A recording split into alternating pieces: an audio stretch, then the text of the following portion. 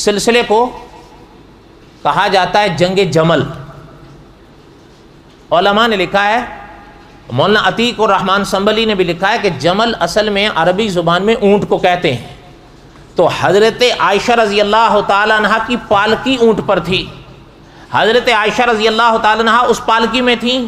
اسی اونٹ کی نسبت سے اسے جنگ جمل کے نام سے یاد کیا جاتا ہے، اور یہ عنوان بن گیا تھا اگر یہ اونٹ کھڑا رہا تو جنگ جاری رہے گی، یہ اونٹ گر گیا یا بیٹھ گیا تو جنگ بند ہو جائے گی۔ لیکن حضرت علی رضی اللہ تعالی نے جب دیکھا کہ سلسلہ کہیں رک نہیں پا رہا تو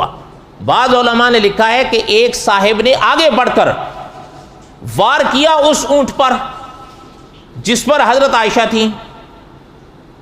تو دوسرے اکابر نے لکھا کہ وہ حضرت علی کے فرمانے پر ہی کیا تھا، مقصد یہ تھا کہ یہ گرے گا یا بیٹھے گا تو جنگ رک جائے گی، پھر بات تو کر سکیں گے، یہاں تو بات بھی سننے کے لیے کوئی تیار نہیں ہے، بھگدڑ مچی ہوئی